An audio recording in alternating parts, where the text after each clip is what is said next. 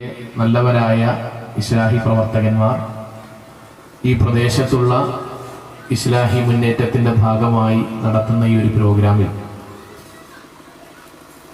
കുടുംബങ്ങളോടുകൂടി വന്നിട്ടുള്ള മുഴുവൻ ആളുകൾക്കും ഇതൊരു വിജ്ഞാനപ്രദമായ അമല സ്വാലിഹാത്തായി അള്ളാഹു എഴുതി വെക്കട്ടെ എന്ന് ആത്മാർത്ഥമായി പ്രാർത്ഥിക്കാം. വളരെ ചുരുങ്ങിയ സമയം കൊണ്ട് ഒന്ന് രണ്ട് കാര്യങ്ങൾ മാത്രം സൂചിപ്പിക്കാനാണ് ഇൻഷാ അല്ലാഹ് ഉദ്ദേശിക്കുന്നത്. എൻ്റെ വ്യക്തിപരമായ ജീവിതത്തിൽ കഴിഞ്ഞ വർഷം വരെ എന്നോടൊരാൾ ചോദിക്കുകയാണ്, നിങ്ങളുടെ ജീവിതത്തിൽ നിങ്ങൾക്ക് മറക്കാനാകാത്ത എന്നെന്നും ഓർമ്മിക്കുന്ന കാര്യം എന്താണ്, അനുഭവം എന്താണ് എന്നൊരാൾ ചോദിച്ചാൽ ഒരു വേള ഒരു 5 മിനിറ്റ് ഞാൻ ആലോചിക്കാൻ സമയം എടുക്കുമായിരുന്നു കഴിഞ്ഞൊരു വർഷം വരെ. എന്നാൽ ഇപ്പോൾ എന്നോടൊരാൾ ജീവിതത്തിൽ നിങ്ങൾക്ക് മറക്കാനാകാത്ത സംഭവം ഏതാണ് എന്ന് ചോദിച്ചാൽ എനിക്കതിന് പറയാനുള്ള മറുപടി കാലിക്കറ്റ് എയർപോർട്ടിൽ വെച്ച് വിമാനം തകരുന്ന ആ ഒരു ദിവസമാണ്. കാരണം ആ വിമാനത്തിൽ എൻ്റെ പെങ്ങളും എൻ്റെ പെങ്ങളുടെ കുട്ടിയും ഉണ്ടായിരുന്നു. അവരെ കൂട്ടാൻ വേണ്ടി ഞാൻ എയർപോർട്ടിൽ ഉണ്ടായിരുന്നു. 7:15 ഇറങ്ങേണ്ട വിമാനം ശക്തമായ മഴയും അതിശക്തമായ കാറ്റും കൊണ്ട് മുകളിലൂടെ വട്ടമിട്ട് പറക്കുന്നു എന്ന നിർദ്ദേശം കിട്ടി. 20 മിനിറ്റിന് ശേഷം ഇറങ്ങും എന്ന പ്രതീക്ഷയോടുകൂടി കാത്തിരിക്കുമ്പോഴാണ് വിമാനം 2ആയി പിളർന്നതിൻ്റെ വാർത്ത എയർപോർട്ടിന്റെ പുറത്തു നിന്ന് ഞാൻ ടിവിയിലൂടെ ഫോണിലൂടെ കാണുന്നു. യഥാർത്ഥത്തിൽ ഞാനങ്ങനെ ചിത്രം കണ്ടപ്പോ എന്നോട് അതുവരെ പറഞ്ഞിരുന്നത് ഒരു ചരക്ക് വിമാനം തെന്നിയിട്ടുണ്ട്, പ്രത്യേകിച്ചൊന്നും ആർക്കും പറ്റിയിട്ടില്ല എന്നില്ല. പക്ഷെ എയർപോർട്ടിലുള്ള എൻ്റെ ഒരു സഹോദരനെ ഞാൻ ഫോൺ വിളിച്ചപ്പോ ഷാർജയിൽ നിന്ന് വരുന്നൊരു വിമാനം തെന്നിയിട്ടുണ്ട്, പ്രാഥമികമായ നിഗമനം പൈലറ്റിന് ബോധക്ഷയം ഉണ്ടായി, മറ്റാർക്കും ഒന്നും പറ്റിയിട്ടില്ല എന്നാണ്. പക്ഷെ പിന്നീട് ഞാൻ ഫോട്ടോ കണ്ടു. അപ്പോഴേക്കും മാധ്യമപ്രവർത്തകരും ആംബുലൻസും മുന്നിലൂടെ അങ്ങനെ പോകുന്നുണ്ട്. 2ആയി പിളർന്ന ഒരു വിമാനത്തിന്റെ ഫോട്ടോ ഞാൻ കണ്ടപ്പോ എന്റെ കൂടെ ഉണ്ടായിരുന്ന എന്റെ പ്രിയപ്പെട്ട സുഹൃത്തിനോട് ഞാൻ പറഞ്ഞു, എന്താണല്ലേ മാധ്യമപ്രവർത്തകർ ഇങ്ങനെ ചെയ്യണത്? കാരണം അവർക്ക് ഒരു വിമാനാപകടം നടന്നു എന്നതിന്റെ ഫോട്ടോ കിട്ടാതെയാകുമ്പോൾ മംഗലാപുരത്തൊക്കെ സംഭവിച്ച വിമാനാപകടത്തിന്റെ ഫോട്ടോ ആണോ ഇടുക? കാരണം എന്റെ മനസ്സിന്ന് ഒരിക്കൽ പോലും വിമാനാപകടം തെന്നിപ്പോയി 2ആയി പിളരുന്നതൊന്നും ആലോചിക്കാനേ കഴിയുന്നില്ല. പക്ഷേ 10 സെക്കൻഡോ അല്ലെങ്കിൽ 1 മിനിറ്റോ കഴിഞ്ഞപ്പോൾ എനിക്ക് ബോധ്യായി അത് തൊട്ട് മുന്നിൽ നടന്ന വിമാനാപകടത്തിന്റെ ഒറിജിനൽ ഫോട്ടോ ആണ്. അള്ളാഹുവിന്റെ അനുഗ്രഹം കൊണ്ട് 2, 3, 4 തവണ വിമാനത്തിൽ പോയ ഒരാൾക്ക് അറിയാം, വിമാനം നടുക പിളർന്നാൽ പിന്നീട് അതിൽ നിന്ന് ഒരു കുട്ടിയെ പോലും ജീവനോടുകൂടി പിന്നെ തിരിച്ച് പ്രതീക്ഷിക്കാൻ ഉണ്ടാവില്ല. ആ ഒരു സെക്കൻഡ് ഉണ്ടല്ലോ, ആ സെക്കൻഡ് ജീവിതത്തിൽ ഇന്ന് വരെ അനുഭവിക്കാത്തൊരു അനുഭവം സ്വന്തം വാഹനത്തിൽ നിന്നുകൊണ്ട് ഞാൻ അനുഭവിച്ചു. ഞാൻ എൻ്റെ മനസ്സിനെ ബോധ്യപ്പെടുത്തി, ഷാഹിദേ, നിന്റെ പെങ്ങളും കുട്ടിയും മരിച്ചു. വണ്ടിയുടെ സ്റ്റെയറിംഗിൽ ഇങ്ങനെ പിടിച്ചിട്ട് ഞാൻ ഇങ്ങനെ മനസ്സിൽ ഉറപ്പിച്ചു, എൻ്റെ പെങ്ങളും എൻ്റെ കുട്ടിയും മരിച്ചു കഴിഞ്ഞു. പിന്നീട് മനസ്സിലുണ്ടായിരുന്നത്, എങ്ങനെയായിരിക്കും ബോഡി കിട്ടുമോ, കരിഞ്ഞിട്ടുണ്ടാകുമോ? ഞാൻ എൻ്റെ മനസ്സിലിങ്ങനെ പാകപ്പെടുത്തി. അടുത്തതായി ഞാൻ ഉടനെ ആലോചിച്ചത്, ശരി, ഞാനത് ഉൾക്കൊണ്ടു, ഞാൻ വണ്ടിയിൽ നിന്ന് ആലോചിക്കുകയാണ്. പക്ഷെ ഈ പെങ്ങളെയും കുട്ടിയെയും പ്രതീക്ഷിച്ച് എൻ്റെ വീട്ടിൽ വാപ്പയുണ്ട്, ഉമ്മയുണ്ട്. ഇത് കേട്ട ഉടനെ സ്വാഭാവികമായി എൻ്റെ വാപ്പ ഉമ്മ ജീവിതത്തിൽ അന്ന് വരെ ഉണ്ടായിരുന്ന സന്തോഷം അതോടുകൂടി പോകും. അതുവരെ ഉണ്ടായിരുന്ന വീടിന്റെ സന്തോഷം നിലക്കും. പിന്നീട് ഞാൻ ആ വീട്ടിലെ വാപ്പയായി എൻ്റെ വാപ്പയെയും ഉമ്മയെയും കുടുംബത്തെയും നയിച്ചു കൊണ്ടുകൊണ്ടിരുന്നു. സഹോദരങ്ങൾ, അതിനുശേഷം ഞാനിങ്ങനെ ആലോചിക്കുകയാണ്. ആലോചനയാണ് വിഷയത്തിന്റെ ഭാഗം. എന്റെ പെങ്ങൾ മരിച്ചു എന്ന് ഉറപ്പിച്ചതിന് ശേഷം ഞാൻ അങ്ങനെ ആലോചിച്ചു, കുട്ടി 5.5 വയസ്സാണ്, ഇൻഷാ അല്ലാഹ് സ്വർഗ്ഗം ഉണ്ടാവും. ഇനി പെങ്ങളാണ്, പടച്ചോനെ തൗഹീദില്ലേ എന്റെ അറിവിലുണ്ട്, ശിർക്ക് പ്രത്യക്ഷമായിട്ട് ചെയ്തതായിട്ട് എനിക്ക് ഓർമ്മയില്ല, ബിദ്അത്തിന്റെ പരിപാടികളിൽ അധികം പങ്കെടുത്തതായിട്ട് എനിക്ക് അറിയില്ല, നിസ്കാരം ഏകദേശം അറിവ് പ്രകാരം കറക്റ്റാണ്, സാമ്പത്തികമായ ഇടപാടുകൾ കൃത്രിമത്വം സംഭവിച്ചതായിട്ട് എനിക്ക് ഓർമ്മയില്ല, ഭർത്താവിന്റെ ഇമ്മാനും ബാപ്പാനും തൃപ്തി ഉള്ളതായിട്ടാണ് എനിക്ക് അറിവ്. അപ്പൊ ഞാൻ എന്റെ മനസ്സിനെ ആലോചിച്ച് ഇനി പ്രാർത്ഥിച്ചാൽ മതി സ്വർഗം കിട്ടാൻ. ഞാൻ എന്തിനത് പറഞ്ഞെന്ന് ആലോചിച്ചാൽ, നമ്മുടെ ജീവിതത്തിലെയൊക്കെ ഏറ്റവും വലിയ ആഗ്രഹം എന്താ നമ്മളൊരാൾ ചോദിച്ചാൽ അതിന്റെ ഉത്തരം മുവഹിദുകളായി നമ്മൾക്ക് പറയാനുള്ളത് സ്വർഗം ലഭിക്കുക, നരകത്തിൽ നിന്ന് രക്ഷപ്പെടുക എന്നുള്ളതാണ്. എന്റെ പെങ്ങൾ മരണപ്പെട്ടോ എന്ന് ഞാൻ ആലോചിക്കുന്ന സമയത്ത് അള്ളാഹുവിന്റെ അനുഗ്രഹം കൊണ്ട് അവളെ രക്ഷപ്പെട്ടു. 28ാമത്തെ സീറ്റിലായിരുന്നു അവൾ ഇരുന്നത്. 25, 26, 27 സീറ്റുകളിൽ ആളുകൾ മരണപ്പെട്ടു. 28ന്റെ മുന്നിൽ പിടിച്ചിട്ടാണ് പൊട്ടിയത്. അള്ളാഹുവിന്റെ അപാരമായ അനുഗ്രഹം കൊണ്ട് അവളെ രക്ഷപ്പെട്ടു, അൽഹംദുലില്ലാഹ്. പക്ഷെ മരിച്ചു എന്ന് ഞാൻ എന്റെ മനസ്സിനെ ബോധ്യപ്പെടുത്തുമ്പോഴും ഞാൻ ആലോചിച്ച കാര്യതാണ്, പക്ഷെ സ്വർഗം കിട്ടുവാവോ? എന്തുകൊണ്ടാണ് നമ്മൾ അങ്ങനെ ആലോചിക്കാനുള്ള കാരണം അറിയാം? നമ്മുടെയൊക്കെ ജീവിതത്തിലെ ഏറ്റവും അടിസ്ഥാനപരമായി നമ്മുടെ ജീവിതത്തിലെ ലക്ഷ്യം സ്വർഗത്തിലേക്ക് എത്തണം, നരകത്തിൽ നിന്ന് രക്ഷപ്പെടണം എന്നാണ്.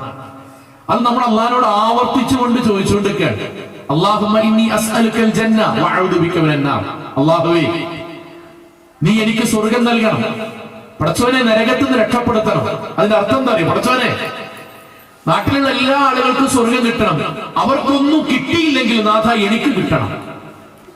വഅഊദു ബിക മിനൻ നാർ, നാഥ എല്ലാവർക്കും നരകത്തിൽ രക്ഷപ്പെടണം. പടച്ചോനെ, അവരൊന്നും രക്ഷപ്പെട്ടില്ലെങ്കിൽ നീ എന്നെ രക്ഷപ്പെടുത്തണം. കാരണം എന്റെ ജീവിതത്തിന്റെ ഏറ്റവും പ്രധാനപ്പെട്ട ലക്ഷ്യം, ഞാൻ ജീവിക്കുന്നത് പോലും, ഞാൻ ഈ ക്യാമ്പ് പങ്കെടുക്കുന്നത് പോലും ഒരാളും ഒരു രൂപയും തരുന്നു പറഞ്ഞിട്ടല്ല നാഥ. എനിക്ക് ഈ ഇരിക്കുന്ന സമയം കൊണ്ട് സ്വർഗം എനിക്ക് കിട്ടും, എന്റെ പാപങ്ങളല്ല പുറത്ത് നരകമോചനം തരും എന്ന് 100% ഉറപ്പുണ്ടായതുകൊണ്ടാണ്. പടച്ചോനെ, നീ അതെനിക്ക് തരണം.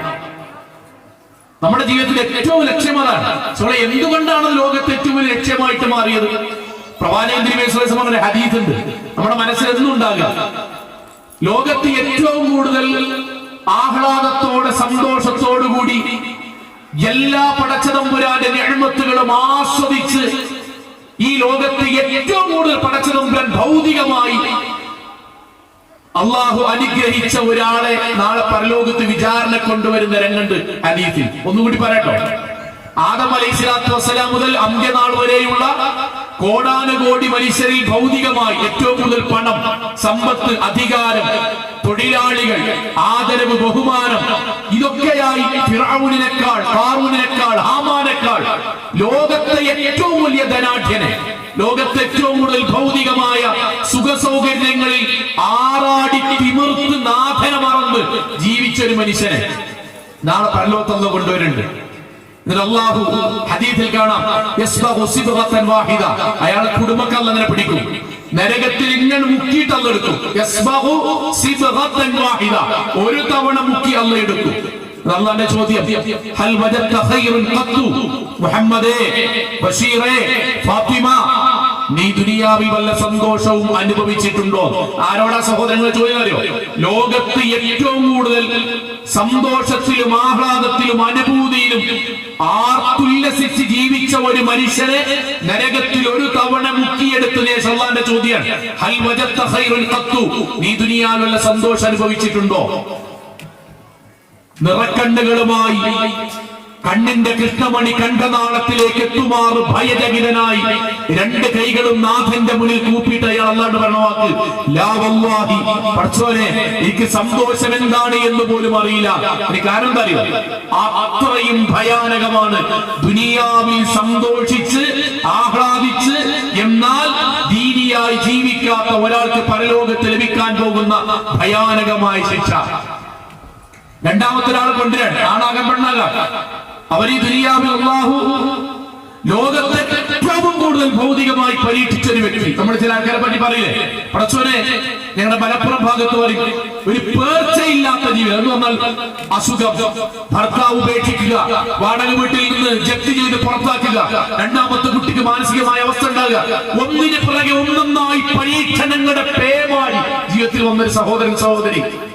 ബാക്കിയുള്ളവരൊക്കെ പറയും, പഠിച്ചവരെ ഇങ്ങനൊരു പരീക്ഷണം എന്തിനാണ് അവൾക്ക്, എങ്ങനെയാണ് അയാൾക്ക് ഇത് കിട്ടിയത് എന്നൊക്കെ നമ്മൾ ചോദിക്കുന്ന ആളില്ലേ. പക്ഷെ അയാൾ ദീൻ കൈവിട്ടില്ല.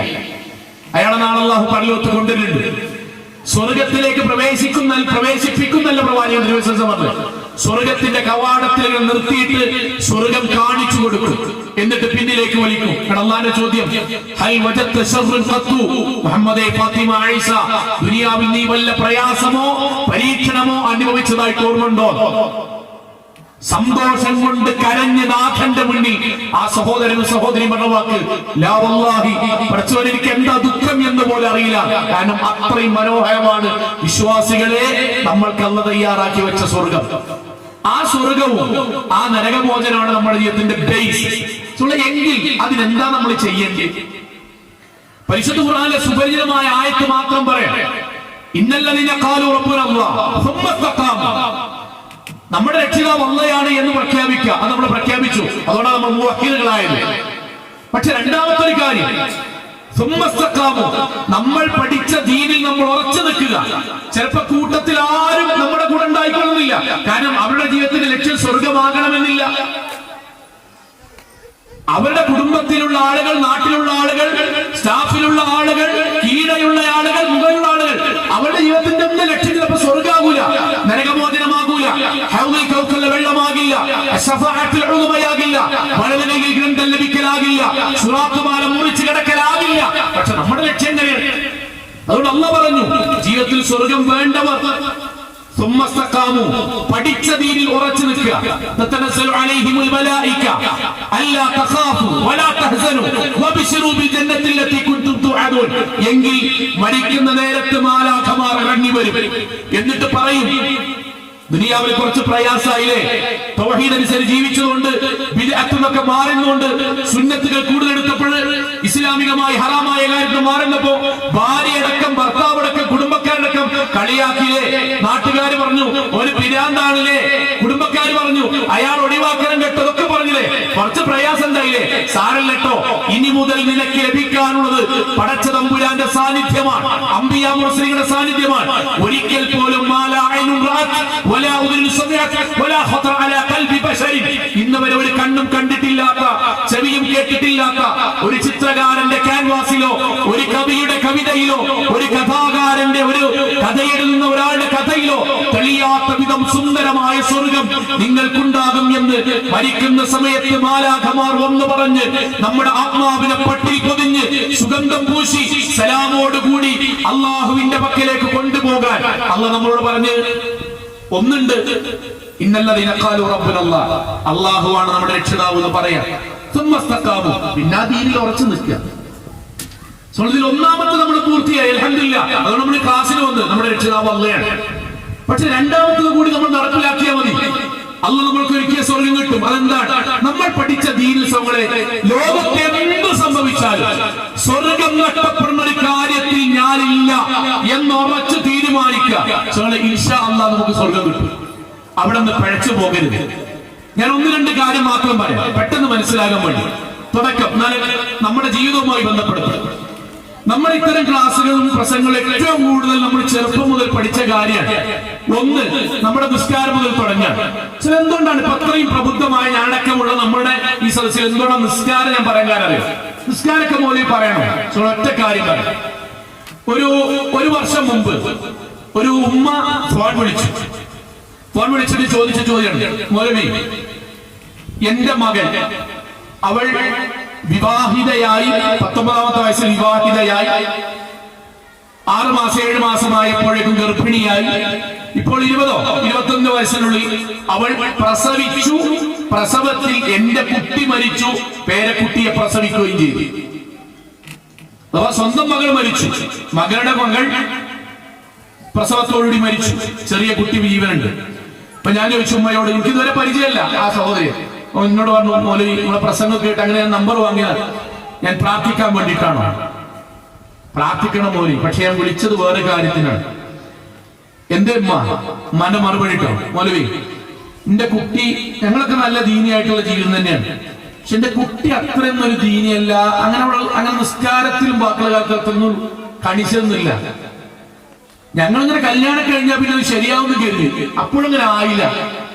ചുരുക്കി പറഞ്ഞ എന്റെ കുട്ടി 20ാമത്തെ വയസ്സിൽ മരിച്ചു. എന്നിട്ട് ഉമ്മ കരഞ്ഞിട്ട് ചോദിക്കണ ചോദ്യം തരും, നിന്റെ കുട്ടിക്ക് സ്വർഗം കിട്ടാൻ ഞാൻ എന്തെങ്കിലും ചെയ്താൽ മതിയോ? ആ ചോദിക്കണ ഉമ്മാക്കും ഈ പ്രസംഗിക്കണ എനിക്കും ഇത് കേൾക്കണ നമ്മക്കും അറിയാം, എന്തെങ്കിലും ചെയ്താൽ കിട്ടുമോ? ഇല്ല. മരിക്കണതിന്റെ മുമ്പ് മരിക്കലോട് കൂടി ചെയ്യാനുള്ള മുഴുവൻ പ്രവർത്തനത്തിന്റെ കാലാവധിയും പ്രവർത്തനവും കഴിഞ്ഞു, അവനാൻ അധ്വാനിച്ചതേ ഉള്ളൂ. എന്താ മറുപടി അറിയാം? മൗലവി 20ാമത്തെ വയസ്സിൽ മരിച്ച എന്റെ കുട്ടി നിസ്കരിക്കാതെ മരിച്ചുപോയത് ഇതൊരൊറ്റപ്പെട്ട സംഭവം അല്ല. ഞാൻ എന്റെ നല്ലവരായ സഹോദരി സഹോദരനോട് ചോദിക്കട്ടെ, ജോലി തിരക്കുണ്ട്, വീട്ടിലെ ഫംഗ്ഷനുണ്ട്, കുട്ടിയുടെ സ്കൂളിൽ നടക്കുന്ന പ്രോഗ്രാം കൊണ്ട്, കല്യാണം കൊണ്ട്, സൽക്കാരം കൊണ്ട് 5 വക്ത് നിസ്കാരം നഷ്ടപ്പെടുത്തുന്നത് കുറ്റബോധമില്ലാതെ ജീവിക്കുന്ന ഒരു തലമുറ നമ്മളിൽ, നമ്മുടെ കുടുംബങ്ങളിൽ ഉണ്ടായി വരുന്നില്ലേ? എന്റെ ഫോണിൽ 2.5 മിനിറ്റുള്ള ഒരു വോയിസ് ക്ലിപ്പ് ഉണ്ട്. 2.5 മിനിറ്റ്. ഞാൻ ഫുക്ക് പറയുന്ന മഹലിലെ ഒരു ഉപ്പ കോവിഡ് പോസിറ്റീവായി മഞ്ചേരി മെഡിക്കൽ കോളേജിൽ അഡ്മിറ്റ് ആയിട്ട് 7ാമത്തെ ദിവസം വെള്ളിയാഴ്ച രാവിലെ എനിക്ക് അയച്ച വോയിസാണ്. ഞാൻ അദ്ദേഹത്തിന് വോയിസ് അയച്ചു, പേര് പറഞ്ഞില്ല. ഇക്ക എന്തൊക്കെയുണ്ട് അവസ്ഥ? കാരണം ഓക്സിജൻ കൊടുത്തിരുന്നു, വല്ലാത്ത ശ്വസന പ്രക്രിയയുമായി ബന്ധപ്പെട്ട് നല്ല ബുദ്ധിമുട്ടുണ്ടായിരുന്നു. അപ്പൊ എന്താണ് ഇപ്പോഴത്തെ അവസ്ഥ? അദ്ദേഹം പറഞ്ഞ 2.5 മിനിറ്റ് വോയിസ് എന്നറിയോ? മൗലവി, എനിക്ക് കുഴപ്പമില്ല, ഇപ്പോൾ ഓക്സിജൻ തരുന്നുണ്ട്, പക്ഷേ പറ്റ കുറച്ച്, ഇപ്പോൾ കുറച്ച് സമയം ഇടക്കിടക്ക് തന്നാ മതി. പക്ഷെ എന്റെ പ്രശ്നം എന്താ അറിയാം മൗലവി? ഞങ്ങൾ കിടക്കുന്ന ഹോസ്പിറ്റലിൽ 40 ബെഡ് ഉണ്ട്. 40 ബെഡിൽ 35ന്റെ മുകളിൽ മുസ്ലിമീങ്ങളാണ്. 35 ബെഡിന്റെ മുകളിൽ മുസ്ലിമീങ്ങളാണ്. നമുക്ക് നോക്കിയാൽ കാണുമല്ലോ. മൗലവി, എന്റെ പ്രശ്നന്റെ രോഗമല്ല. ഈ വലിയ ഹാളിൽ 40 ആൾക്കാരുള്ള ഈ ഹാളിൽ 35ഓളം മുസ്ലിമീങ്ങളുള്ള ഈ ഹോസ്പിറ്റലിൽ, കോവിഡ് രോഗികളുള്ള ഈ ഹോസ്പിറ്റലിൽ ഞാനല്ലാത്ത ഒരൊറ്റ കുട്ടി പോലും നിസ്കരിക്കണില്ല. കരയാൻ. മൗലവി, നമ്മളൊക്കെ ദഴവത്ത് എവിടുക്കാ പോണെന്ന് എനിക്കറിയില്ല മൗലവി. എനിക്ക് വെള്ളിയാഴ്ച ഓർമ്മ വന്നപ്പോ നിങ്ങളോട് വോയിസ് അയക്കാൻ എന്താ നമ്മൾ ചെയ്യാ? ഓരോരുത്തർ വരുന്നത് അകലെ നിൽക്കണ്. എന്നിട്ട് ചില ആൾക്കാർ വിക്രം ദ്വാരൊക്കെ പഠിപ്പിച്ചെടുക്കുന്നുണ്ട്, ചില ആൾക്കാർ മരുന്നടിച്ചുകളോ എന്ന് ചോദിക്കുന്നുണ്ട്. അയാളെ വാപ്പയാണ്, അയാളെ അമ്മയാണ്. ആ രോഗം കൊണ്ടെങ്ങാനും നിങ്ങൾ എന്താ പറഞ്ഞ വാക്കുന്നത്? എന്റെ വീട്ടിൽ 3 ആള് മരിച്ചു. ഈ 3 ആളും മരിച്ചത് കണ്ടിട്ട് പോലും ഞാൻ അവസാനമായിട്ട് അള്ളാന്റെ മുന്നിക്ക് ബോഡിന്റെ മുന്നിൽ പടച്ചോനെ നിസ്കരിക്കാത്ത കാഫറായി മരിക്കോലെന്നുള്ള ബോധം മൂലം ഇനി സമുദായത്തിന് ആരാ പറഞ്ഞു കൊടുക്കാൻ? ഞാൻ എന്റെ ഉമ്മാരുടെ കടന്മാരെ, നിങ്ങളുടെ വീട്ടിൽ നിന്ന് ഒരാൾ രോഗിയായിട്ട് ആശുപത്രിയിൽ പോകുമ്പോ കൂടെ പോകണോരല്ലേ നിങ്ങൾ? ആണല്ലോ, വലിയ കൂലല്ലേ? വലിയ കൂലിയാണ്. പക്ഷെ കൂടെ പോകുമ്പോ എന്തൊക്കെ കൊണ്ടുപോകും? ഇപ്പൊ പ്രസവത്തിന് പോകുകയാണ്, അല്ലെങ്കിൽ കൂടെ നിൽക്കാൻ വേണ്ടി പോകാൻ വലിയൊരു ബക്കറ്റ് കൊണ്ടുപോകും. അതിലവിടെ ധരിക്കാനുള്ള വസ്ത്രം ഉണ്ടാവും, കുടിക്കാനുള്ള സോപ്പ് ഉണ്ടാവും, തോർത്തുമുണ്ടാവും, ശീലകൾ ഉണ്ടാകും, തലക്കടെ ബാക്കിയുള്ള ഒക്കെ ഉണ്ടാവും. ആ കൂട്ടത്തിൽ ഉമ്മാരെ, എവിടെ നിങ്ങൾ ആശുപത്രിക്ക് പോകുമ്പോ 5 ദിവസമോ 10 ദിവസമോ നിങ്ങൾ നിൽക്കുകയാണെങ്കിൽ എവിടെ നിസ്കരിക്കാനുള്ള മുസല്ലയോ വേണ്ട, ഒരു ഷാളെങ്കിലും നിങ്ങൾ അതിന്റെ പേരിൽ എടുത്തു വെച്ച എത്ര ആൾക്കാരുണ്ടാവും? എന്തേ കാരണം? ആശുപത്രി നിസ്കാരമല്ല, ആശുപത്രി നിസ്കാരമല്ല, നിസ്കാരമല്ല. എന്തേ കാരണം? നമ്മളങ്ങനെ ശീലിച്ചിട്ടില്ല. നമ്മൾ ബാക്കിയുള്ളവരോട് പറയാണ് ഈമാൻ കാര്യത്തിൽ, ഇസ്ലാം കാര്യത്തിലൊക്കെ ഇസ്ലാം കാര്യം തൗഹീദ് അംഗീകരിച്ച ആദ്യ നിസ്കാരം. ആശുപത്രിയിൽ നിസ്കരിച്ച് എത്ര ആൾക്കാരുണ്ടാവും? നമ്മുടെ ജീവിതത്തിൽ ഇനിയെങ്കിലും ഒരു സംഗതി മാറ്റണ്ടേ? വേണ്ട. പെട്ടെന്ന് മനസ്സിലാൻ പറയാം, അവനാന്റെ കല്യാണത്തിൽ നിന്ന് നിസ്കരിച്ച് എത്ര പുതിയ ഉണ്ടാവും?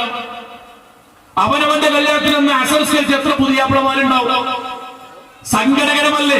പടച്ച തമ്പുരാനെ സാക്ഷി നിർത്തി ബാക്കിയുള്ള ആളുകൾ മൗലവിമാർ വന്നിട്ട് ബാറക്കല്ലാഹു ലക്കുമാ ബാറക അലൈക്കുമാ വജമഅ ബൈനകുമാ ഫിൽ ഖൈർ എന്ന് ചൊല്ലുമ്പോൾ അല്ലാഹുവിന്റെ ബർക്കത്ത് അല്ലാഹ് കൊടുക്കണമെങ്കിൽ മുസ്ലിം ആകണ്ടേ? മുസ്ലിം ആകണമെങ്കിൽ ളുഹ്ർ അസർ നിസ്കരിക്കണ്ടേ? അൽഹദീ ബൈനനാ വബൈനഹു സ്വലാ ഫമൻ തറകഹാ ഫഖദ് കഫറ.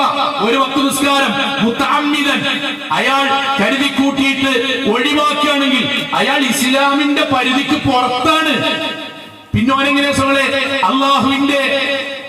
അള്ളാഹുവിനോട് ബാക്കിയുള്ളവർ ചെയ്യുന്ന പ്രാർത്ഥനയുടെ കൂലിയോ അതിന്റെ ഫലമോ അയാൾക്ക് ലഭിക്കുക? ഇതെന്തേ നമ്മുടെ വീട്ടിൽ ഒരു മാറ്റം നമ്മുടെ കുടുംബത്തിലെങ്കിലും ഉണ്ടാകാത്ത? നിസ്കരിക്കാത്ത. ഞാൻ ഈ അടുത്ത് കഴിഞ്ഞ ആഴ്ച എന്റെ ഒരു സുഹൃത്തും എനിക്ക് പരിചയമുള്ള ഒരു മൊബൈൽ ഷോപ്പിൽ കയറി. അപ്പൊ എന്റെ അദ്ദേഹത്തിന്റെ കൂടെയുള്ള സുഹൃത്തിന്റെ ഫോണുമായി ബന്ധപ്പെട്ടാണ്. അപ്പൊ നമുക്കറിയുന്ന വളരെ എന്റെ കൂടെ നമ്മുടെ മദ്രസയിൽ പഠിച്ച കൂട്ടുകാരൻ അവിടെ മാനേജർ മദ്രസയിൽ പഠിച്ചു. അപ്പൊ അദ്ദേഹത്തോട് ഇങ്ങനെ സംസാരിച്ചു. അപ്പൊ നല്ല തിരക്കാണ്. ഞാൻ അവരോട് ചോദിച്ചു, എന്റെ കൂടെയുള്ള ആളെ ചോദിച്ചു, അല്ല എവിടെയാണ് ളുഹ്ർ അസർ നിസ്കരിക്കലെന്ന് ചോദിച്ചു. അദ്ദേഹം ഇങ്ങനെ അവനിങ്ങനെ വളരെ ഇതായിട്ടാണ്, ഞാൻ ളുഹ്ർ അസറും തിരക്കുകൊണ്ട് നിസ്കരിക്കാൻ കഴിയില്ല, ഞാൻ വീട്ടിൽ പോയിട്ട് ഒന്നിച്ച് നിസ്കരിക്കലാണ്. ഇസ്ലാമില്ലാത്ത നിസ്കാരട്ടോ, വേറെ വിഷയമാണ്, ഒന്നിച്ച് നിസ്കരിക്കലാണ്. അപ്പൊ എന്തേ കാരണം എന്ന് ചോദിച്ചു. തിരക്കാണ്. അപ്പൊ എന്റെ കൂടെയുള്ള സഹോദരൻ അവരോട് ചോദിച്ചു, തിരക്കാണല്ലേ, നിസ്കരിക്കാൻ സമയം കിട്ടില്ലല്ലേ, എനിക്കൊരു 12:30 ബാത്റൂമിൽ പോകാൻ മുട്ടിയാൽ എന്താ കാട്ടു? അത് ഞാൻ പോകുന്നതാണ്. 3:45 മുട്ടിയാലോ? അത് ഞാൻ പോകുന്ന. അപ്പൊ എല്ലാ ദിവസവും 2 നേരം ബാത്റൂമിൽ പോകാൻ മുട്ടുണ്ടെന്ന് ആലോചിച്ചാൽ മതി. അപ്പൊ നിസ്കാരത്തിന് സമയം ഉണ്ടാവുന്നതാണ്. അതൊരു ദീനിയായ കാഴ്ചപ്പാടാണ്. ദീനിയായ കാഴ്ചപ്പാടാണ്. എന്താ അറിയാം, ഞാൻ ചെയ്യുന്ന ജോലിന്റെ ഇടയ്ക്ക് അള്ള വിളിച്ചപ്പോ ഞാൻ ഈ ഫോൺ ഇപ്പൊ ഇങ്ങനെ സംസാരിച്ചോണ്ട് കേട്ടോ, ഞാൻ ഈ ക്ലാസ് കഴിഞ്ഞിട്ട് നോക്കുമ്പോൾ എന്റെ ഫോണിൽ 6 മിസ് കോൾ കണ്ടു. 3 വാപ്പ, 3 ഉമ്മ. നിങ്ങൾ എത്ര ആൾക്കാർ സംസാരിക്കുമ്പോൾ ഞാൻ 1 മിനിറ്റ് ഇട്ടോ എന്ന് പറഞ്ഞ വീട്ടിൽ വിളിക്കും. എന്തേ കാരണം? 3 തവണ എന്റെ വാപ്പ വിളിച്ചിട്ടുണ്ടെങ്കിൽ അതിനൊരു കാരണം ഉണ്ടാവും. വെറുതെ വാപ്പ വിളിക്കൂല, ഉറപ്പല്ലേ? ആണ്. നമ്മളെ വീട്ടിൽ കിടക്കുകയാണ്, നമ്മളെ വീട്ടിൽ കല്യാണം നടത്തുകയാണ്, നമ്മളെ വീട്ടിൽ സൽക്കാരം നടത്തുകയാണ്, നമ്മൾ അവനാന്റെ വീട്ടിൽ ഉറങ്ങുകയാണ്. അള്ള വിളിക്കട്ടെ,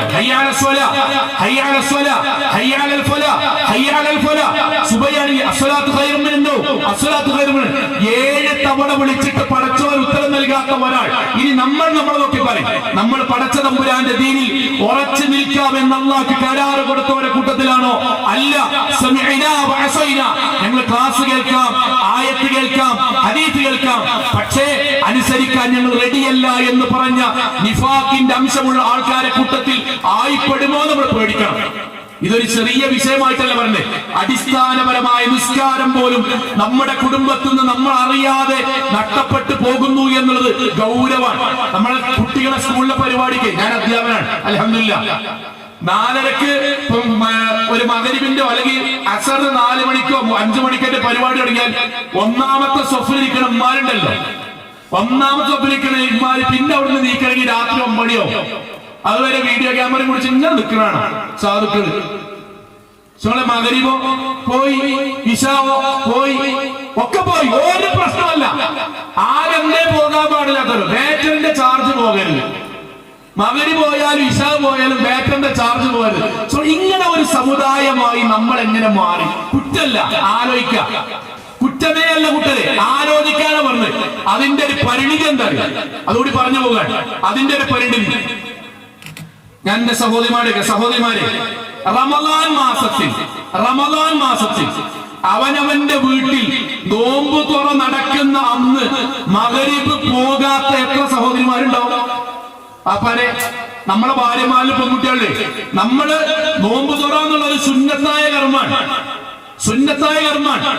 അള്ളാന്റെ അത് വലിയ പുണ്യാണ്. പക്ഷേ ആ സുന്നത്തായ കർമ്മം ചെയ്യുന്നതിന്റെ ഫലമായിട്ട് അവലുമായി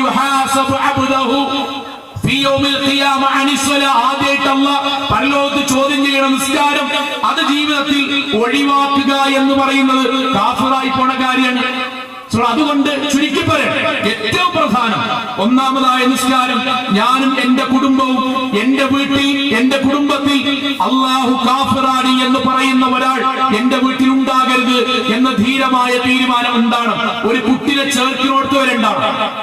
ഒരു കുട്ടിയെ ഒരു കലാലയത്തിൽ പറഞ്ഞേക്കുമുണ്ടാണ്. ഞാനത് വാപ്പാനോട് കൂടി പറയണം. വാപ്പാനെ, ഒരു കുട്ടികൾക്ക് വേണ്ടി ഒരു ക്ലാസ് നടത്തി. ആ ക്ലാസ്സിന് നമസ്കാരവുമായി ബന്ധപ്പെട്ട ക്ലാസ് ആയിരുന്നു. ആ ക്ലാസിന്റെ അവസാനം 3 കുട്ടികൾ എഴുന്നേറ്റുന്നു. പെൺകുട്ടികൾക്ക് ക്ലാസ്, 3 പെൺകുട്ടികൾ. അവർ എഴുന്നേറ്റ് പറഞ്ഞു, സാറേ ഇത്രയും ഗൗരവമാണ് നിസ്കാരം ഒഴിവാക്കിയാൽ എന്നുള്ളത് എനിക്ക് അറിയില്ലായിരുന്നു. കാരണം പ്രവാചകന്റെ വാക്ക് എന്തറിയോ? നമ്മുടെ ധാരണയെ തെറ്റാണ്. നമ്മുടെ ധാരണ തെറ്റാൻ നമ്മുടെ ജീവിതത്തിൽ നിസ്കാരം ഒഴിവായാൽ എന്റെ അമ്മയും ബാപ്പ എന്താ ധരിച്ചറിയോ? ഷാഹിദിന്റെ ജീവിതത്തിൽ നിസ്കാരം ഒഴിവാക്കി തുടങ്ങി. ഇനി അവൻ ദീനിയായിട്ട് ഇനിയൊക്കെ താഴ്ത്തിക്കാൻ വരിക. തെറ്റാണ്. പ്രവാചകന്റെ ഹദീസ് എന്നറിയോ? ആദ്യമായിട്ട് ഒരാളുടെ ജീവിതത്തിൽ മതത്തിൽ നിന്ന് ഒരാളുടെ ഫസ്റ്റ് ദീൻ കുറഞ്ഞാൽ ആദ്യമായിട്ട് പോകുക അമാനത്താണ്, ഉത്തരവാദിത്വം പോകാൻ. ഏറ്റവും അവസാനം നിസ്കാരം പോകുള്ളൂ. നിസ്കാരം പോയാലോ പിന്നോട്ടേക്ക് ദീനില്ല. നമ്മളെന്താ പഠിച്ചറിയോ? നിസ്കാരം പോയി, ഇനി പഠിച്ചോനെ കുറെ പോകാണ്ട് ഓന് ബാക്കി തെറ്റാൻ തുടങ്ങും. നമ്മൾ അവസാനം നിസ്കാരം പോകുള്ളൂ. നിസ്കാരം എന്റെ ജീവിതത്തിൽ കല്യാണത്തിന്റെ പേരിൽ പോയി തുടങ്ങിയാൽ, സൽക്കാരത്തിന്റെ പേരിൽ പോയി തുടങ്ങിയാൽ, ടൂറിന്റെ പേരിൽ പോയി തുടങ്ങിയാൽ, വാപ്പാരന്മാരെ മരിച്ചത് കഴിഞ്ഞാൽ പടച്ചതമ്പുരാന്റെ മുന്നിൽ നേർക്ക് നേരെ നരകത്ത് പോണ കുറ്റാണ് ഉണ്ടാകരുത്. ഒരു കുട്ടിയെ സ്ഥാപനത്തിൽ ചേർക്കുമ്പോൾ ഈ 3 കുട്ടികൾ പറഞ്ഞ വാക്കാൻ തരുമോ? ഇത്രയും ഗൗരവമാണ് നിസ്കാരം ഒഴിവാക്കാൻ ഞങ്ങൾക്കറിയില്ല. ഉസ്താദെ, പ്രശ്നം ഞങ്ങൾ പഠിക്കുന്ന സ്ഥാപനത്തിൽ നിസ്കരിക്കാൻ സൗകര്യമില്ല. 3 പേര് മുസ്ലിമീങ്ങളാണ്. 3 പേരുടെയും വാപ്പാരുമാരും നിശ്ചയിക്കുന്ന വാപ്പാരുമാരാണ്. ഞാൻ അവരോട് ചോദിച്ചു, അല്ല മകളെ വാപ്പാക്കുമാക്കും അറിയില്ലേ? അറിയൂ ഉസ്താദെ. പിന്നെന്തേ? ഒന്നുമില്ല, അവിടെയാണ് ഒന്നുകൂടി വിദ്യാഭ്യാസം കൂടുതൽ. ഞാൻ ആവർത്തിച്ച് പറയാം, അള്ളാഹുവിന്റെ അനുഗ്രഹം കൊണ്ട് ഞാൻ അധ്യാപനാണ്. നന്നായി പഠിക്കണമെന്നും പഠിക്കാത്തതിന്റെ പേരിൽ അവർക്ക് അല്ലെങ്കിൽ അതിന്റെ ഭാഗമായി ശിക്ഷയും ഒക്കെ എന്താണെന്ന് ആഗ്രഹിക്കുന്ന ആളാണ്. പക്ഷെ ഒരു കാര്യമുണ്ട്, എന്റെ കുട്ടി 9ാം ക്ലാസ്സിലും 10ാം ക്ലാസ്സിലും പഠിക്കുന്ന കൂട്ടത്തിൽ ഒരു കാര്യം കൂടി മുവാഹിദുകൾ ആലോചിക്കണം. അവൾ 10ാം ക്ലാസ് പരീക്ഷയുടെ തലേന്ന് ബോധം കെട്ടി എന്റെ കയ്യിൽ വെച്ച് പെടഞ്ഞു വീണ് മരിച്ചാലും അവൾക്ക് സ്വർഗം കിട്ടണം. എന്റെ കുട്ടി എഞ്ചിനീയറിംഗിന് ഞാൻ ഇവിടുന്ന് ബാംഗ്ലൂരിലേക്കോ ചെന്നൈയിലേക്കോ തിരുച്ചിയിലേക്കോ പറഞ്ഞേക്കുമ്പോ അവന് വേണ്ട ഫീസ് ഒക്കെ കൊടുക്കുമ്പോ ഒരു കാര്യം വാപ്പാൻ ആലോചിക്കണം. 5ാമത്തെ കൊല്ലം അവൻ സർട്ടിഫിക്കറ്റ് വാങ്ങുന്നതിന്റെ മുമ്പ് ഒരു ആക്സിഡന്റ് പറ്റി എന്റെ കുട്ടി മരിച്ചാലും അവന് സ്വർഗം കിട്ടണം. അതുകൊണ്ട് അവനെ ചേർക്കുന്ന സ്ഥാപനത്തിൽ ഇസ്ലാമികമായി നിസ്കാരെങ്കിലും മിനിമം ഉള്ള ഒരു സ്ഥാപനം തെരഞ്ഞെടുക്കണം. 1, സമയക്കുറവുകൊണ്ട് ചുരുക്കാൻ. 1, നിസ്കാര വിഷയം ശ്രദ്ധിക്കട്ടോ. 2, പ്രവാചകൻ തിരുമേനി പറഞ്ഞു,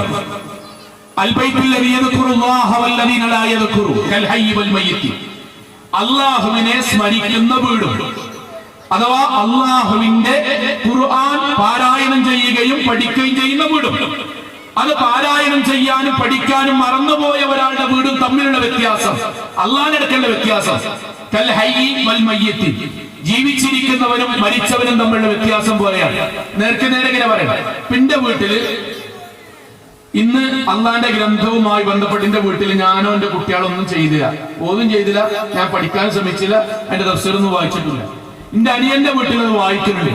അള്ളാഹുവിന്റെ ലഗ്ജറി അനിയന്റെ വീട് മനുഷ്യർ ജീവിക്കുന്ന വീടായിട്ട് അള്ള എഴുതിയേക്കും.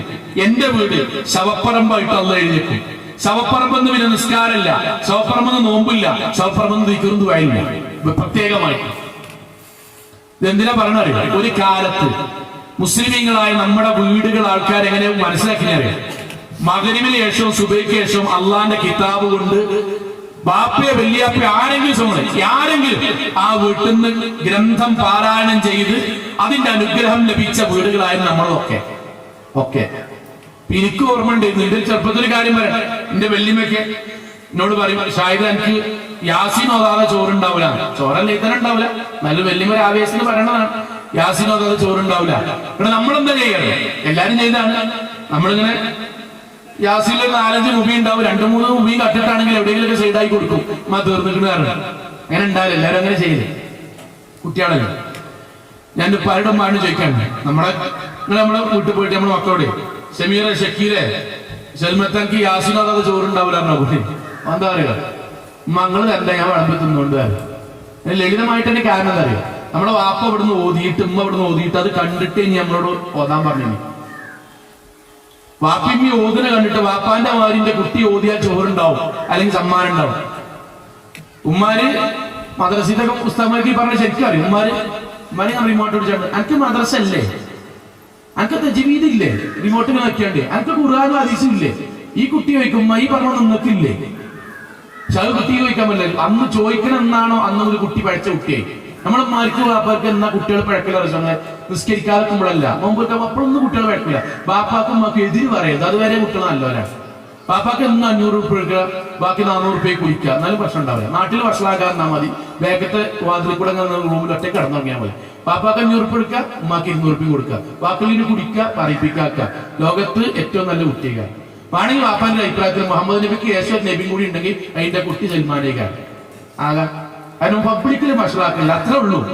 ഇതെന്തിനാ പറഞ്ഞ സ്വങ്ങളെ, ഒരു വീട്ടിൽ അള്ളാന്റെ ബർക്കത്തായി അള്ള പറഞ്ഞ അള്ളാന്റെ ഗ്രന്ഥം വീട്ടിൽ നിന്ന് ഒഴിവായി തുടങ്ങി. അപ്പൊ ഇന്ന് വേണ്ട, നമ്മൾ സത്യസന്ധമായിട്ട് പറയാം. ഒരു ക്ലാസ്സിൽ ഇന്ന് എത്ര സമയത്ത് നമ്മൾ സുബൈബ് നിർത്തുക, നമ്മൾ നമ്മുടെ ജീവിതത്തിൽ ഇന്ന് രാവിലെ എഴുന്നേറ്റ് ഇതുവരെ ഒരു പേജെങ്കിലും മൂടി എത്ര ആൾക്കാരുണ്ടാവും നമ്മോട് ചോദിച്ചാൽ സഹോദരങ്ങളെ, എത്ര ആൾക്ക് അള്ളാനെ സാക്ഷ്യത്തിൽ ഞാനുണ്ടെന്ന് പറയാൻ കഴിയും? നമ്മുടെ മനസ്സാക്ഷിയോട് ചോദിച്ചാൽ എത്ര ആൾക്ക് കഴിയും?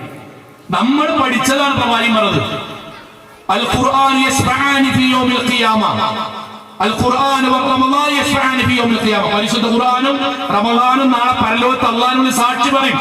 എന്താ ഖുർആൻ സാക്ഷി പറയാ? ഒരു വാപ്പാനെ പറ്റി ഖുർആൻ പറയും, പടച്ചോനെ അദ്ദേഹത്തിന് ഭാര്യ, മക്കള്, കുടുംബം, വീട്ടിലത്തെ ഒരുപാട് ജോലികൾ, അവനാന്റെ അധ്വാനം, രാവിലെ മുതൽ വൈകുന്നേരം വരെ അധ്വാനവും കഷ്ടപ്പാടും ഒക്കെ ഉണ്ടായിരുന്നു പടച്ചോനെ. എന്നിട്ടും തിരക്കുകൾക്കിടയിലും നാഥാ നിന്റെ കലാം പാരായണം ചെയ്യാനും പഠിക്കാനും അയാൾ സമയം കണ്ടെത്തിയിരുന്നു. നാഥാ നീ അയാൾക്ക് സ്വർഗം നൽകണമേ എന്ന് ഖുർആൻ നമ്മൾക്ക് വേണ്ടി, വാപ്പാക്ക് വേണ്ടി ശഫാഅത്ത് പറയുന്നു. റസൂൽ സല്ലല്ലാഹു അലൈഹി വസല്ലം പറഞ്ഞതാണ്. ഉമ്മാരെ, റസൂലുള്ളാഹിന്റെ വാക്ക് എന്തറിയോ? ഒരു സ്ത്രീക്ക് വേണ്ടി ഖുർആൻ ശഫാഅത്ത് പറയും. പടച്ചോനെ, അവൾ, ഭർത്താവ്, കുട്ടികള്, ഭർത്താവിന്റെ വാപ്പ, ഉമ്മ, അവനാന്റെ കാര്യങ്ങൾ മുഴുവൻ, വീട്ടിലത്തെ ജോലി, എല്ലാ വിധത്തിലുള്ള കാര്യങ്ങളും, ഭക്ഷണം ഉണ്ടാക്കല്, കഴുകി വെക്കല്, അലക്കല്, മുഴുവൻ കാര്യങ്ങളും പടച്ചോനെ ചെയ്യുന്നിടക്കും അവൾ അള്ളാന്റെ കിതാബ് ഓതാൻ പടച്ചോനെ സമയം കണ്ടെത്തിയിരുന്നു. നാഥാ നീ അവൾക്ക് സ്വർഗം നൽകണമേ എന്ന് ഖുർആൻ പറയുന്നു. നമ്മൾ അവിടേക്ക് എത്തണ്ടേ? പല കാര്യം ആണുങ്ങൾ, നമ്മൾ ഈ പുരുഷന്മാരുടെ ഒരു പൊതു എന്താ പറയുക, ഖുർആനോത്തുമായി ബന്ധപ്പെട്ട നമ്മളോട് പറയാൻ തന്നെ പറ്റൂല.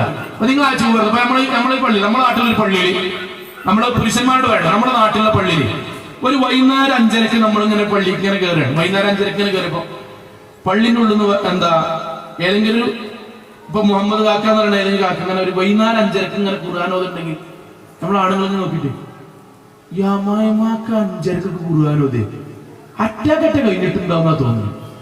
കാരണം അല്ല, അറ്റാക്കൊന്നും വരാതെ 5:30 ഖുർആനോദം മാത്രം പിരാന്തപ്പായിരിക്കാണ്. കാരണം നമുക്കിവിടെ എന്തൊക്കെ കാര്യങ്ങൾ തീരുമാനിക്കാണ്ട് പുരുഷന്മാർക്ക് അറിയും.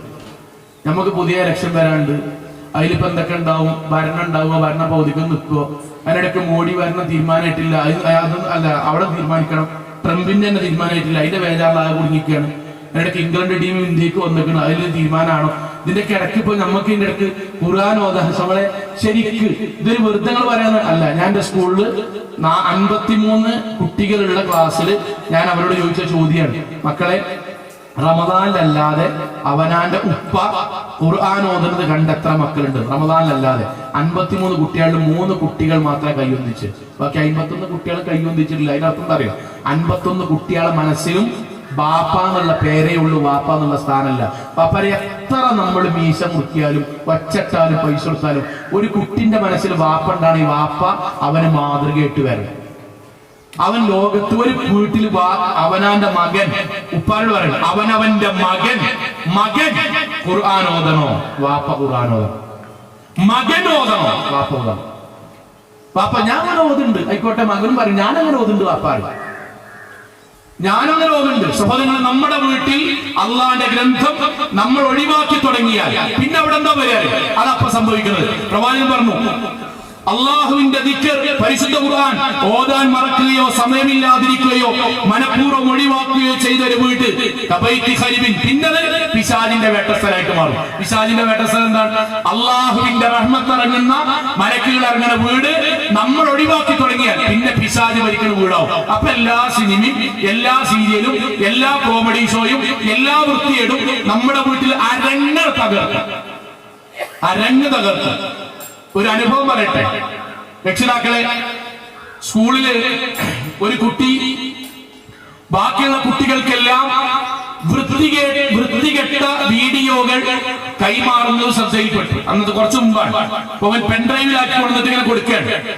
അധ്യാപകരെല്ലാവരും അവനെ പിടിച്ചു, ശക്തമായി ചോദ്യം ചെയ്തു. ഇപ്പൊ സ്കൂളിലെ 10-27 കുട്ടികൾക്ക് ഓരോ ആഴ്ചയിലും 30 റുപ്യയും 20 റുപ്യയും വാങ്ങിയിട്ട് അവൻ വൃത്തികേടുകൾ 100% അശ്ലീലത മാത്രമുള്ള വൃത്തികേടുകൾ അവൻ വീഡിയോകളാക്കിയിട്ട് അവരുടെ പെൻഡ്രൈവിലാക്കി കൊടുക്കുകയാണ്. അപ്പൊ അവനെ സ്റ്റാഫ് റൂമിലേക്ക് കൊണ്ടുവന്നു. അപ്പം സ്വാഭാവികമായിട്ട് ചോദ്യം ചെയ്യുന്നിടക്ക് ഞാൻ അവനോട് ഇങ്ങനെ ചോദിച്ചു, ഞാൻ അവൻ ഒറ്റക്കായ സമയത്ത് ചോദിച്ചു, മോനെ ഇത്രയും വൃത്തികേടുകൾ നീ ബാക്കിയുള്ളവർക്ക് കേട്ടി കൊടുക്കുന്ന സമയത്ത് നീ ഇത് കാണാറില്ല മോനെ? അപ്പൊ തല താഴ്ത്തിയിട്ട് പറഞ്ഞു, ഉണ്ട് മാഷയാണ്. മോനെ നീ എപ്പോഴത് കാണല്? ഇനിപ്പാലും മോനെ കിട്ടിക്കാട്ടോ. അതിന് മുമ്പ് പറഞ്ഞ വാക്കെന്താ അറിയാം? നീ എപ്പോഴാണ് ഇത് കാണൽ എന്ന് ഞാൻ ചോദിക്കുമ്പോ സോങ്ങളെ അധ്യാപകനായ വാപ്പയായി എനിക്ക് അവൻ പറയാൻ പോണ ഉത്തരങ്ങളുടെ ഓപ്ഷൻ അറിയാം. വാപ്പിമില്ലാത്ത സമയത്തിനോ, ഞാൻ റൂമിൽ ഒറ്റക്കാകുമ്പോഴെന്നോ, വാതിൽ കുട്ടിയുടെ എന്തും പറയാം. പക്ഷെ അവൻ പറയണെന്ന് അറിയാം, എന്നും രാത്രി 8:30 മണിക്ക്. അപ്പൊ നമ്മുടെ ചോദ്യം, എന്ന് രാത്രി 8:30 മണിക്കോ? എന്റെ മറുപടി എന്താ അറിയാം? എന്നും രാത്രി 8:30 മണിക്ക് എന്റെ അമ്മ സീരിയൽ കാണാൻ വേണ്ടിയിരിക്കും. വാപ്പ 10:30 വരും, വാപ്പ 9:30 വരും. 8:30 മുതൽ 9:30 വരെ ഞാൻ ഈ വൃത്തിയെടുക്കാണ്. 9:30 വാപ്പ വന്നാൽ ചോറ് വിളമ്പാൻ വേണ്ടി പറയും. ലളിതമായൊരു ചോദ്യം. ഈ കുട്ടി ഹറാമ് കണ്ട് വളർന്ന് മറ്റുള്ളവർക്ക് പൈസക്ക് കൊടുക്കാൻ മാത്രം അവൻ വളർന്നു വന്നതിന്റെ കുറ്റത്തിന്റെ പേരിൽ അള്ളാഹ് അവനെ പരലോകത്ത് വിചാരണ ചെയ്യുകയാണെങ്കിൽ അവൻ ആദ്യമായിട്ട് കൈ മുറുക്കി പിടിക്കുക ബാപ്പാന്റെയും മാന്റെയും. ഇവരെ തീരുമാനാക്കിയിട്ട് മതി പടച്ചോൻ എന്നെ തീരുമാനാക്കാൻ. ഇത് നമ്മൾ അറിയാതെ നമ്മുടെ വീട്ടിൽ സംഭവിക്കുന്നതാണ്. എന്തറിയോ? നമ്മൾ അള്ളാഹിന്റെ കിതാബിനെ ഒഴിവാക്കി അവിടേക്ക് എല്ലാ സിനിമയും സീരിയലും സകല വൃത്തിയേടും വരാൻ തുടങ്ങി. സകലமான വൃത്തിയേടും നമ്മുടെ വീട്ടിൽ രാവിലെ മുതൽ ഒരു മഗ്‌രിബിന് ശേഷം പിന്നീട് അങ്ങോട്ട് കാണുന്നതും കേൾക്കുന്നതും മുഴുവനും വൃത്തികേട് മാത്രമായി. നമ്മുടെ ഉമ്മാരെപ്പാരും ഒരു കാര്യം ചോദിക്കട്ടെ, നമ്മുടെ വീട്ടിലുള്ള 10ാം ക്ലാസ്സിന്റെ മുകളിൽ ഒരു 9 നടക്കട്ടെ, 10 +1 +2 പ്രായത്തിലുള്ള അതിന്റെ മുകളിലുള്ള പെൺകുട്ടികളോട് പറ്റുമെങ്കിൽ നിങ്ങൾ ചോദിച്ചിട്ട് മോനെ വാപ്പാക്ക് ഉമ്മാക്ക് നിങ്ങൾ ഒരാഴ്ചയായിട്ട് ചോദിച്ചാൽ മതി, പറ്റെങ്കിൽ ചോദിക്കണം കേട്ടോ. വിവാഹത്തിന്റെ മുമ്പ് ഒരു അവിഹിതമായി മറ്റൊരാളോട് ബന്ധം സ്ഥാപിക്കുന്നതിനെ പറ്റിയിട്ട് എന്റെ കുട്ടിന്റെ അഭിപ്രായം എന്താന്ന് ചോദിച്ചത്? അധ്യാപനായതുകൊണ്ടും 2 ക്യാമ്പസിൽ പഠിച്ചതുകൊണ്ടും ഇപ്പോൾ വിദ്യാർത്ഥികൾക്ക് MSMന്റെ കീഴിൽ വിദ്യാർത്ഥികൾ ക്യാമ്പൊക്കെ ഉണ്ടും എന്റെ അനുഭവം പറയട്ടെ, ആൺകുട്ടികൾ എന്താ പറയുക? ബാപ്പ തെറ്റാണ്, ചിലപ്പോ അവനാ ഹറാമ് ചെയ്യുന്നുണ്ടാവും, പക്ഷെ തെറ്റാന്ന് പറയും. ആൺകുട്ടികളെ ഹറാമ് ചെയ്താലും അത് തെറ്റാന്ന് പറയും. പെൺകുട്ടികൾ എന്താമാരെ പറയോ? എന്റെ അമ്മച്ചയെ ഇത് തെറ്റ് ചോദിക്കും. എന്താ അമ്മച്ചത് തെറ്റ്? വിവാഹത്തിന് മുമ്പ് അങ്ങനെ ചെയ്യുന്നത് എന്താ തെറ്റ്? നിങ്ങൾ പ്രശ്നം പറയുന്നത് ആ കല്യാണത്തിന് ശേഷം ഉണ്ടല്ലോ, കല്യാണത്തിന് ശേഷം തൊലാക്കുണ്ടല്ലോ, കല്യാണത്തിന് ശേഷം വിഷം കൊടുക്കണ്ടല്ലോ, കല്യാണത്തിന് ശേഷം തെറ്റിപ്പോരുണ്ടല്ലോ, പിന്നെന്താ ഇതിന്റെ മുന്നിൽ? ഇതെന്തുകൊണ്ടപ്പാരെന്മാരെന്നറിയോ? നമ്മുടെ വീട്ടിൽ നിന്ന് നമ്മുടെ ഒരു പെൺകുട്ടിക്ക് പ്രേമിക്കുന്നതും ഒളിച്ചോടി പോകുന്നതും മറ്റൊരാളെ ബൈക്കിന്റെ ബാക്കിൽ പോയി കെട്ടിപ്പിടിക്കുന്നതും ഇസ്ലാമിക വിരുദ്ധമാണ് എന്ന് എപ്പോഴാ വാപ്പാരന്മാരെ അറിയാം? എപ്പോഴാ അറിയാം? നിങ്ങൾ എപ്പോഴാണ്? എന്റെ വാപ്പ എന്നെയും കൊണ്ടെന്നും എന്റെ വാപ്പ കള്ളിഷാപ്പ് ഇങ്ങനെ പോകുക, എന്നിട്ട് വാപ്പന്റെ പുറത്ത് നിർത്തുക, വാപ്പ കുടിച്ചു വരിക, എന്നിട്ട് എന്നെയും കൊണ്ട് പോകുക. ഇത് ചെയ്താൽ മകനായ ഞാൻ എന്താ എന്ന് മനസ്സിലാക്കറിയോ? കള്ള് കുടിക്കൽ ഇസ്ലാമിൽ ഹറാമല്ല. എന്തുകൊണ്ട്? താടി വെച്ച വാപ്പ കള്ളുകുടി ഹറാമാണെങ്കിൽ ഒരിക്കൽ പോലും കള്ള് ഷാപ്പിക്ക് പോകൂല. എന്റെ ഉമ്മ സലഫി മഫ്തന്ന് എന്റെ ഉമ്മ വാപ്പ പോണ നേരത്ത് എവിടുക്കാന്ന് ചോദിച്ചു, കള്ളി ഷാപ്പിക്കാന്ന് പറഞ്ഞു. ഉമ്മ പുതിയ ഡ്രസ് ഇസ്തിരിട്ട് കൊടുത്തു. അപ്പൊ അതിന്റെ അർത്ഥം ഹറാമിനും ഒരിക്കൽ കൂട്ടിക്കൂല. കാരണം ഉമ്മ ജുമാക്ക് പോണ അമ്മയാണ്, അതുകൊണ്ട് കള്ളുകുടി ഹറാമല്ല. പിന്നെ എന്നെന്താ കുടിപ്പിക്കാത്തത്? പ്രായമായിട്ടില്ല, ആമ്മ വാപ്പന്നെ വാങ്ങി തന്നോളൂ. അതേ ഒരു കുട്ടി മനസ്സിലാക്കണല്ലേ? ആണ്. വാപ്പയായി ഞാന്, എന്റെ ഭാര്യ അഥവാ എന്റെ കുട്ടികളമ്മ, ഞങ്ങൾ ഒരുമിച്ച് നിന്നൊരു ടിവിയില് മുക്കാൽ നഗ്നയും അർദ്ധനഗ്നയും പൂർണ്ണ